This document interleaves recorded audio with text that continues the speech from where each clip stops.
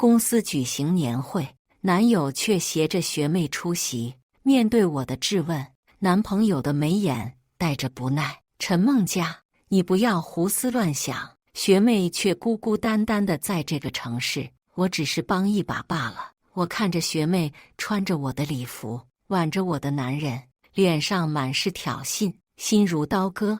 转身离开酒会，却发现男友一夜未归。看着这个精心布置的小家，我知道我该离开了。亲情长相守，真情在人间。大家好，我是秋兰，欢迎观看《真情人间》。公司的年会在利豪大酒店最大的宴会厅举行。身为公司负责人的男朋友秦浩洋却迟迟没有出现。我焦急地给他发信息，却只收到一条：不用等我，我自己会安排。我无奈，只能静下心来，招呼着公司的同事。正当我一桌桌去和同事们敬酒的时候，宴会厅的大门却突然打开，周围瞬间安静了下来。我循着大家的目光看去，只见我的男朋友秦浩洋正挽着他的学妹陆楚楚走了进来，异常亲密。大家的目光在秦浩洋、陆楚楚还有我之间来回打转，议论纷纷。怎么回事？陈总不是秦总的女朋友？秦总怎么带着陆楚楚过来啊？陈总这个正牌女朋友也太丢脸了吧！听着大家低低的议论声，我的脸上瞬间浮现难堪，顾不得众人或打量或同情，甚至是嘲笑的目光。我放下手中的酒杯，迎了上去。秦浩洋看着我，脸上浮现出一丝不自然。然而还没等我开口，陆楚楚就率先一步喊了声学姐。学姐，你不会介意的吧？我刚来公司，学长担心我不适应，才特意今天领着我出现。他的语气充满了可怜的意味，眼神中却带着似有似无的挑衅。作为一个女人，我太明白这个眼神的意味，压下心里的不适。我扭头看向秦浩洋，秦浩洋丝毫没有察觉陆楚楚的意思，甚至还安慰起他来：楚楚，不用担心，你学姐是最大方不过的人，肯定不会介意这点小事。说完，秦浩洋看向我：孟佳，你说是吧？看着秦浩洋一脸的理直气壮，我的心里瞬间梗了起来，像被一块石头紧紧压住，有些呼吸不上来。我死死地握紧拳头，压抑着自己内心汹涌的情绪。如果我说不是呢？秦浩洋似乎没想到我会这么说，瞬间有些恼羞成怒。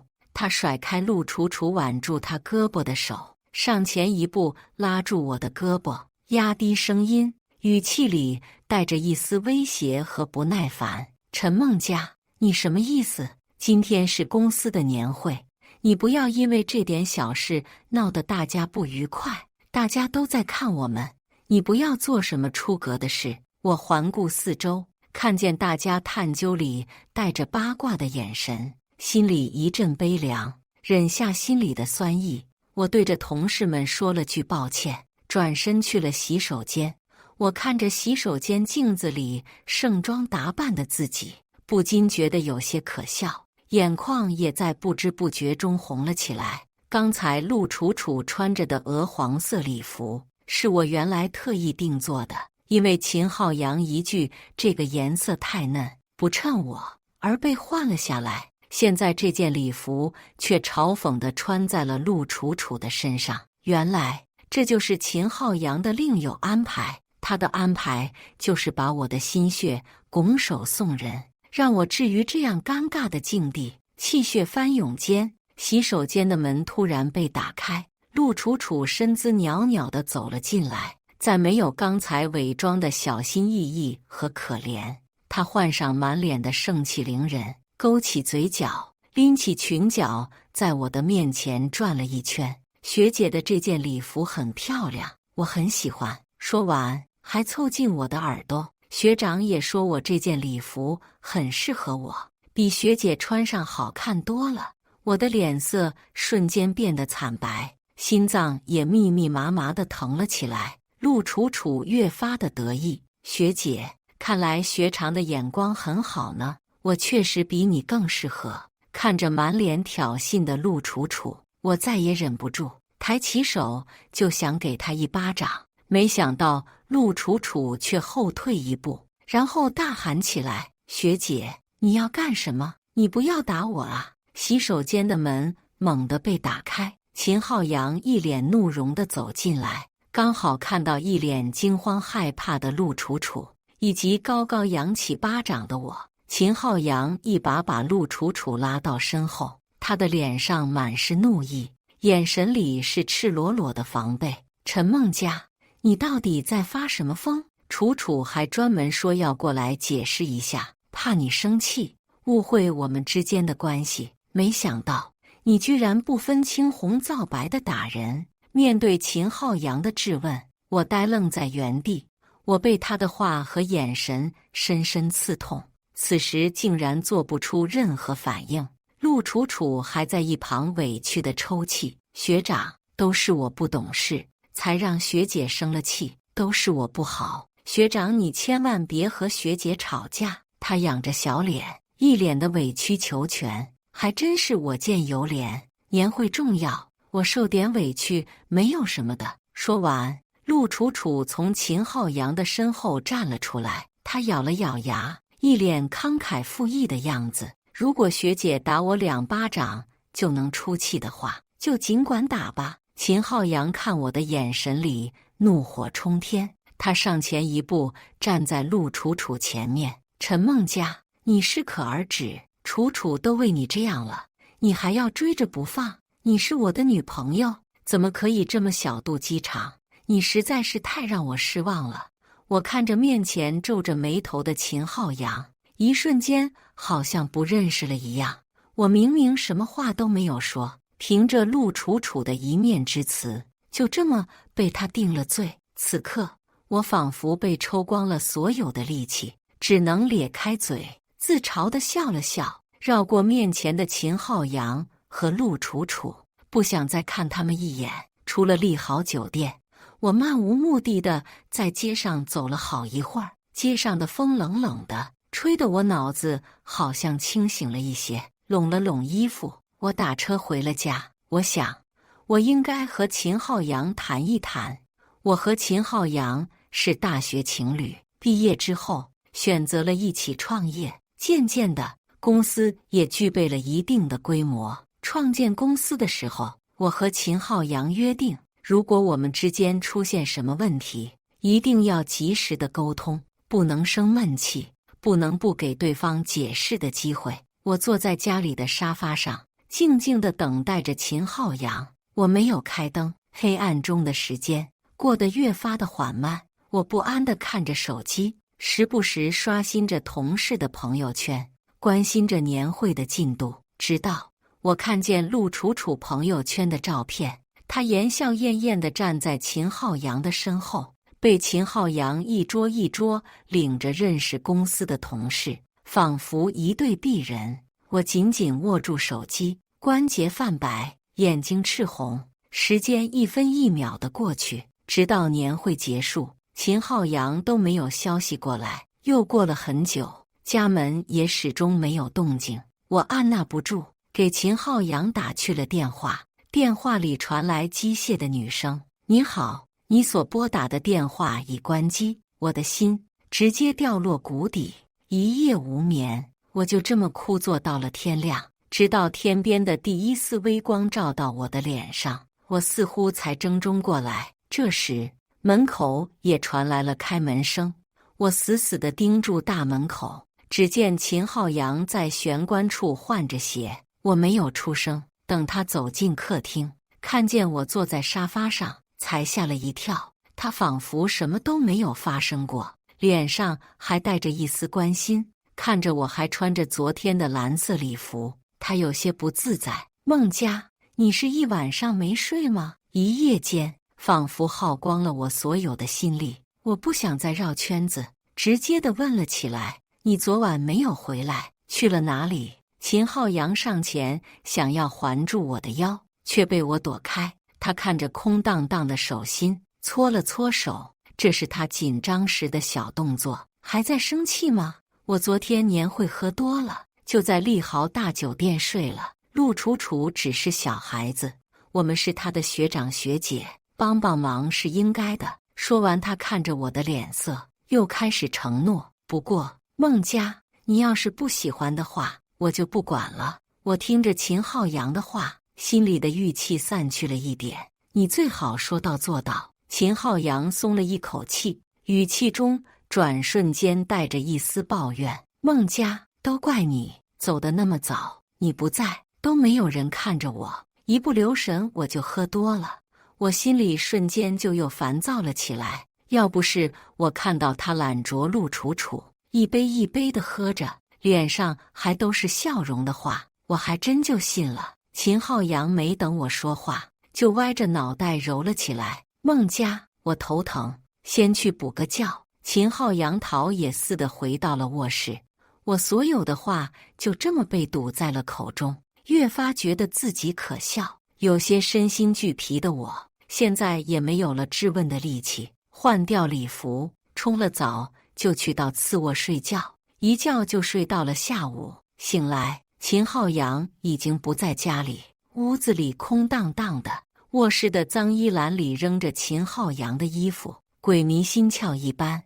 我的手不受控制的就伸了过去，我拿起来细细查看了起来，衣服上有淡淡的香水味，不是我的。紧接着，我又在他的衣领看到一丝刺目的口红印，我如遭雷击。这口红印的颜色，我记得清清楚楚，是陆楚楚的口红颜色。我的手不由自主地发抖起来。我拿起手机，找出秦浩阳的电话，拨打了出去。可电话铃声响了很久，都没有人接听。我不死心，一遍遍地拨打着，终于电话接通。那头秦浩阳的声音带着一丝沙哑：“怎么了，孟佳？你醒了吗？想吃什么？我等下回去给你带。”我正要开口询问，电话那头隐约传来一个女声，随后很快便没了声音。而我此时眼泪已经控制不住地流了出来，我太熟悉陆楚楚的声音了。很快，电话那头又有了声音。秦浩阳的声音很急迫：“孟佳，先不和你说了，我还有事。”我面无表情地挂断电话，心里再没有一丝侥幸。我看着这个所谓的家，心渐渐沉了下去。刚毕业的时候，我们经济困难，就租了一间没有家具的空房，整个房子都是我一点点耐心细致地布置起来的。哪怕后来公司做起来了，我和秦浩阳也没有搬离这个满是回忆的房子。走进厨房，冰箱上满是我和秦浩阳的照片。我细细抚摸过我们两个人的大头贴，那上面我和他的脸上满是幸福的笑意，现在却都像在嘲笑我的失败。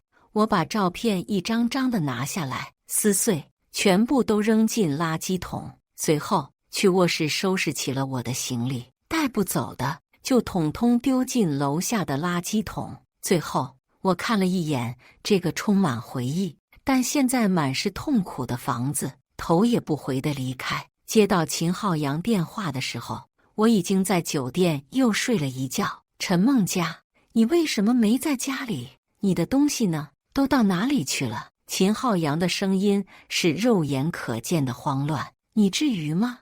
我已经低三下四去哄你了，你还闹什么脾气？我把电话拿远了一点，随后一字一句地对着电话回答：“秦浩阳，你做了什么？你心里明白，我们分手吧。”说完，我毫不犹豫地挂了电话。即使我在爱秦浩阳，我也有我自己的骄傲。况且他现在也已经不配再被爱，利落丢弃才是最好的选择。没想到秦浩阳却不死心，直接把我堵在了酒店门口。他眼神猩红，下巴已经冒出轻轻的胡茬。陈孟佳，你到底要我怎么办？你就这么一走了之，不由分说就分手？我跟你说，我不同意。我甩开秦浩阳的胳膊，冷漠地看着他。你和陆楚楚是什么关系？你自己心里清楚。我没有把这件事明说，是给你留了脸面，希望你不要自取其辱。秦浩阳的脸上带着羞恼，却嘴硬地强撑着。陈梦家，陆楚楚只是我的学妹，我们没有任何关系，你不要误会。不信，我把他叫过来对质。我没有给秦浩阳机会，直接把他甩在身后。很快我就租好了房子，秦浩阳却还像个狗皮膏药一样，不停地骚扰着我。等到我搬好家，秦浩阳竟然带着陆楚楚把我堵在了小区的门口。他手里捧着我最喜欢的郁金香，看见我的身影，眼神瞬间亮了起来。站在他身旁的陆楚楚却是一脸的不耐烦。等秦浩阳看向他的时候，才换上委屈巴巴的表情。孟佳姐，我和学长真的没什么的，你别误会。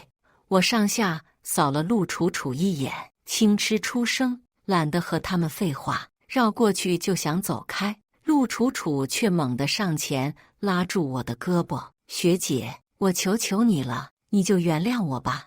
我和学长真的没有什么，我一个人来到新的公司，只有学长比较熟悉，太依赖学长了。学姐，你大人有大量，就不要和学长生气了好不好？秦浩阳听着陆楚楚的话，眼神立马看向我，眼神里带着希冀。孟佳，我们本来都快要结婚的，你怎么忍心分手？我们今年不是还说好了，过年回去见完家长就把事情定下来吗？秦浩阳的声音里带着小心翼翼和委屈，我的心里却再没有难过，只剩沸腾的愤怒。是啊，我们都快要结婚了，他怎么还能做出这样的事？我环抱着胸，不耐烦地看着秦浩阳。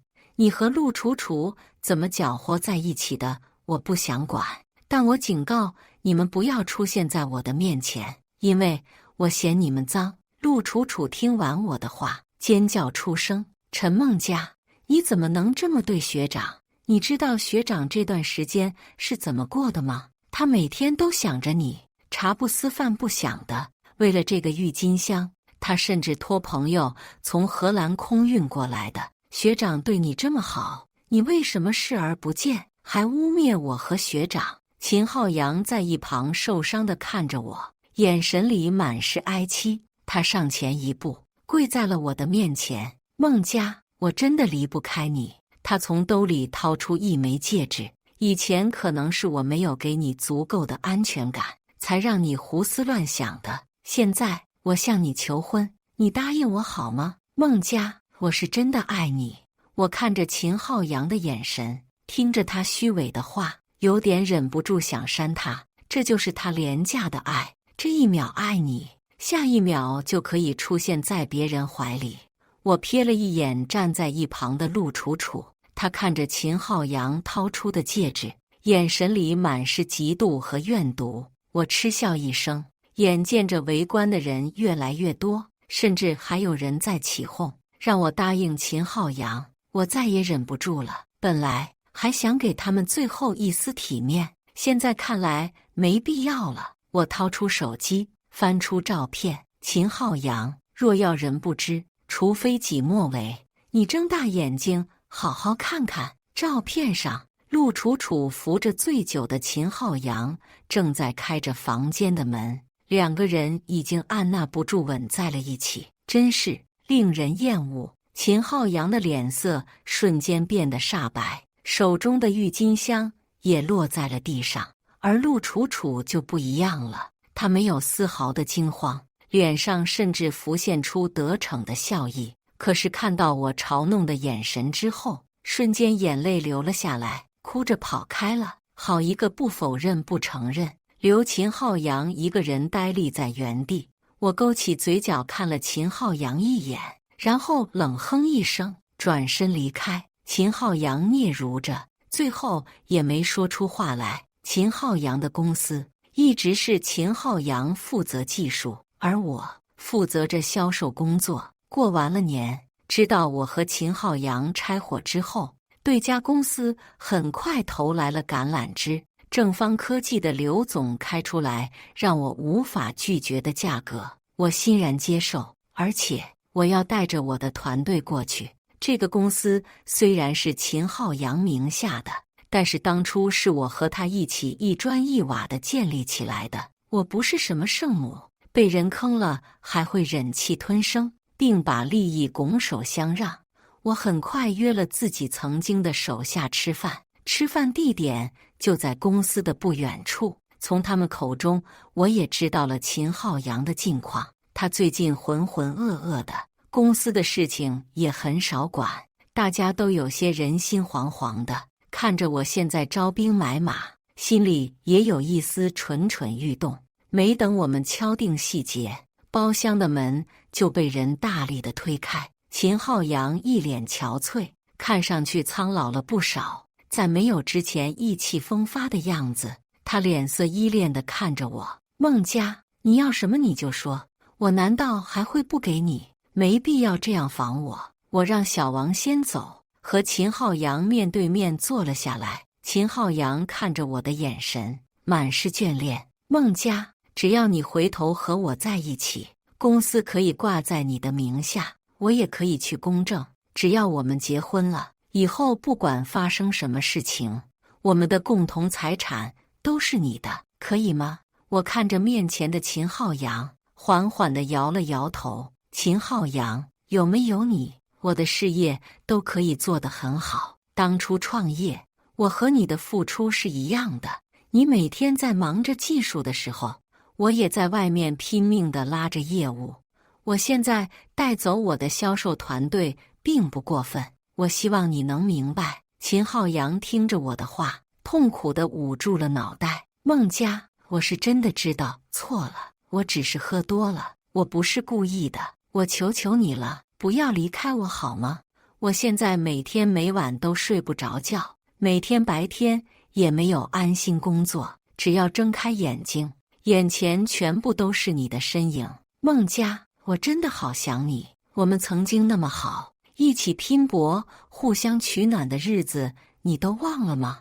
看着秦浩洋这么痛苦的样子，我眼眶也微微发酸，无关原谅和后悔，只是为自己曾经那么全心付出的感情而悲哀。正当我要彻底的拒绝，包厢门被再次打开，陆楚楚一脸阴毒的出现：“陈孟佳，你要走就走得远远的，为什么还要在学长面前出现？”我讥笑了起来，抬眼看着秦浩洋，眼里的嘲讽犹如实质，扎得秦浩洋快抬不起头来。他扭过头，脸上涨红的看着陆楚楚：“陆楚楚，我说了，我只爱孟佳，我和你的事情是错误，我们也不会再有任何关系。”陆楚楚一脸委屈地看着秦浩洋：“学长，你不是说了会照顾我的吗？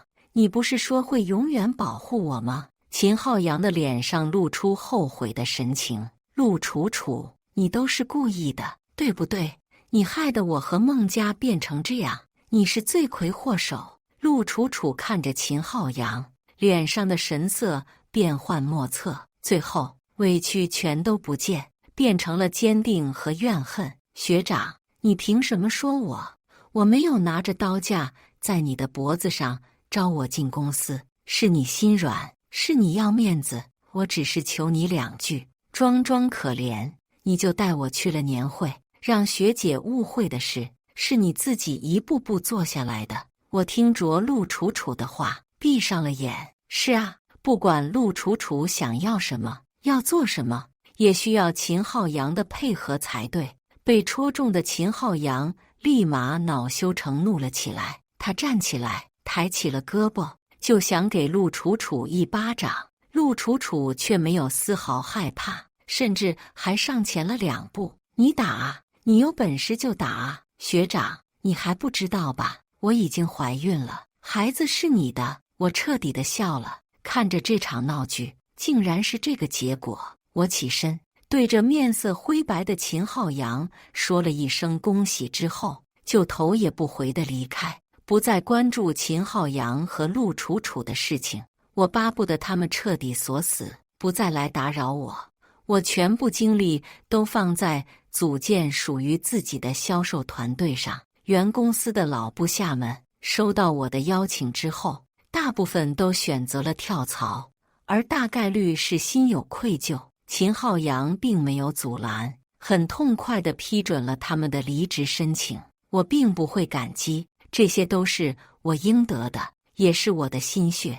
刘总专门在公司给我开设了一个新的销售部门，我这个部门由我全权指挥，并且我还有干股。自从我走后，他们跟在状态不好的秦浩洋身边受了不少气，销售团队也没了主心骨，大家每天上班都是浑浑噩噩的。现在到了新的公司，在我的领导下，大家更是干劲满满。凭借着这些年我在市场的人脉，还有累积下来的客户，大家的业绩进展得非常快。很多秦浩洋公司原来的客户都被我挖了过来，而我自己带过来的客户提成的比例更高。在开春的第3个月，我们就做到了以前的业绩水平，甚至隐隐有赶超的趋势。而秦浩洋的公司竟然有越来越多人想过来跟我干。他们说，秦浩洋现在每天只顾着喝酒，一蹶不振，而他的学妹陆楚楚在公司拿起了老板娘的派头。她不懂销售，也不懂经营，只顾着拈酸吃醋。公司的前头小姑娘还有技术部的几个女孩子都被她挤兑走了。我无奈地摇摇头，只让人联系之前的员工，谁想来我都照单全收。老同事用起来也更加得心应手，而秦浩洋和陆楚楚怎么做也不是我关心的事。眼见着到了夏天，也到了大学同学1年1度的同学聚会时候，本来还想拒绝，听到了秦浩洋不去的消息，在同学们再三邀请之下，我还是决定和大家见见面。毕竟每年也就这一次见面的机会，还是熟悉的利豪酒店，包厢里已经坐满了老同学。看到我的身影，大家都八卦了起来，怎么和秦浩洋分手了？你们大学时候真的是学校里的金童玉女了，大家都以为你们毕业会结婚了。我听着大家的话，也只能无奈地笑笑。有些知道内情的同学只向我投来同情的目光，我都不在意，这些不在乎的事情已经伤害不到我。就在我们觥筹交错正开心的时候，秦浩洋却突然不请自来，包厢里瞬间陷入了诡异的冷清。我放下手中的筷子，冷冷地注视着面前的秦浩洋。秦浩洋无视别的目光，直直地走向我。孟佳，好久不见。他的眼神里满是深情和怀念，却让我感到一阵的恶寒。我早就从那段感情中走了出来，也很享受现在奋斗的生活。我冷着脸看着面前的秦浩洋，他消瘦了不少，年纪像是一下子老了10岁，心里没有任何的同情。我知道他都是活该。我勾起嘴角，你也看到了，我现在过得很好，就不劳烦你关心了。对了，你和陆楚楚过得怎么样了？此话一出，包厢里瞬间又静了不少。秦浩洋的脸上浮现出一丝痛苦。孟佳，你非得往我心窝子上戳吗？我看着面前故作深情的秦浩洋，瞬间觉得反胃了起来。我再也不想忍耐。秦浩洋，你还要不要脸？自己干得出来这种事情，难道还怕别人说吗？今天本来没有你的吧，不请自来还有道理了。我的话让秦浩洋瞬间变得脸色苍白，他痛苦地看着我。孟佳，我们之间非得变成这样吗？一旁的同学们看着架势不对，赶紧劝了起来。大家同学一场，做不成情侣也好歹是朋友吗？看着开口做和事佬的人，正是秦浩洋大学最好的朋友。我没忍住，直接就摔了杯子。谁爱戴绿帽子谁戴，我闲得很。我转身就要拿起外套离开，门口却传来吵闹声。陆楚楚哭喊着走了进来，秦浩阳，你给我出来！我知道你在这里。接着，包厢的门就被陆楚楚狠狠地推开。他看见秦浩阳，眼睛瞬间一亮，接着他环顾四周，就看见我的身影。陆楚楚的眼神立马变得像毒蛇一样粘在我的身上。陈梦佳，你怎么阴魂不散的？我顿了顿，停下拿衣服的手。陆楚楚，你还真有意思。陆楚楚的肚子此时已经明显了，可她依旧穿着高跟鞋，化着妆，可即便擦着厚厚的粉底，也遮盖不住她脸上的憔悴。陆楚楚怨毒地看着我，陈梦佳，你为什么还要出现在我和秦浩阳的生活里？要不是你，秦浩阳也不会怪我。我就说今天怎么回事？秦浩阳鬼鬼祟祟地躲着我要出门，幸亏我留了一个心眼跟了过来，要不然还发现不了你还是这么不要脸。我直接上前给了陆楚楚一巴掌，之前的一巴掌没打出去，是我最大的错误。陆楚楚瞬间被我打懵了，等她反应过来，就要叫嚣着冲过来还手，却被秦浩阳一把拉住。秦浩阳的手死死地钳住陆楚楚的胳膊，陆楚楚瞬间不能动弹，她露出吃痛的表情，不可思议地看着秦浩阳。秦浩阳，你还是不是男人？